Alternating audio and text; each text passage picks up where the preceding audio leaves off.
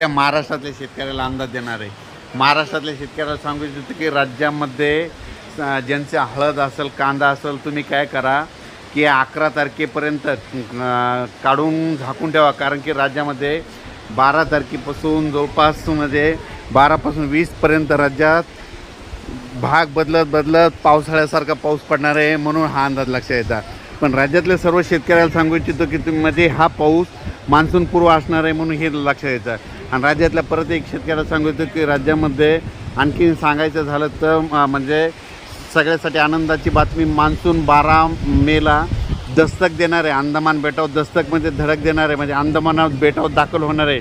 म्हणजे यावर्षी जवळपास 8-10 दिवस लवकरच येणार आहे, म्हणून हा अंदाज लक्षात येतात. पण राज्यातले सर्व शेतकऱ्याला सांगू इच्छितो की त्याच्यानंतर 19 मेपर्यंत तिथं स्थिरावलेलं राहील.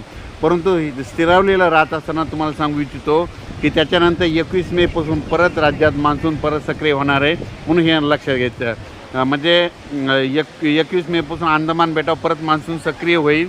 त्याच्यानंतर वेळेप्रमाणे जून महिन्यामध्ये आपल्या महाराष्ट्राकडे दाखल होणार आहे, म्हणून हे खास करून आनंदाची बातमी. म्हणजे सांगायचं झालं तर आपल्याला दरवर्षी जशी वाट बघावं लागते, म्हणजे तशी काही यावर्षी वाट बघण्याची गरज नाही. 12 मेलामध्ये उद्याच्याला दस्तक देणार आहे, म्हणून हे अंदाज लक्षात.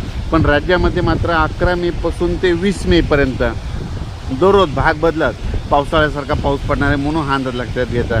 ज्यांची हळद असेल, ज्यांचा कांदा असेल, तुम्ही काय करायचा, काढून झाकण्याची तयारी ठेवा. आणि ज्यांच्या ऊसावाल्या शेतकऱ्यासाठी खूप आनंदाची बातमी, कारण की राज्यामध्ये काय झालं की यावर्षी ऊसासाठी पाणी कमी पडत आहे, म्हणून सर्व शेतकऱ्याला आनंदाची बातमी की ऊसाला तुमचे 2 पाणी वाचतील असा पाऊस पडणार आहे. ऊसाच्या सऱ्यामध्ये पाणी साचेल असा पाऊस पडणार आहे, म्हणून हा अंदाज लक्षात येतात. म्हणजे खास करून ही ऊस शेतकऱ्यासाठी आनंदाची बातमी म्हणून लक्षात येतं.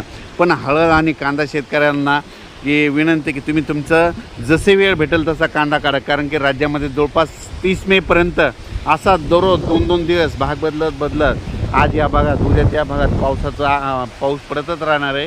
ते मान्सूनपूर्व पाऊस असणार आहे, म्हणून हे लक्षात घ्यायचं.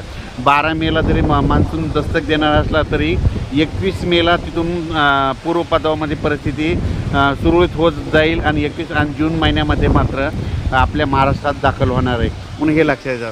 पण राज्यातल्या शेतकऱ्याला सांगू इच्छितो की राज्यामध्ये सांगायचं झालं तर 11 मेपासून ते 20 मेपर्यंत दररोज भाग बदलत मान्सून पूर्वाचा पाऊस पडणार आहे.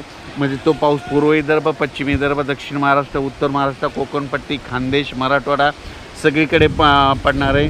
आणि दररोज भाग बदलत पडणार आहे. म्हणजे जवळपास 20 तारखेपर्यंत प्रत्येक गावाला 2 वेळेस तरी पाऊस येऊन जाणार आहे, म्हणून हा अंदाज लक्षात येतात. ऊसावाल्यासाठी खास करून ही आनंदाची बातमी.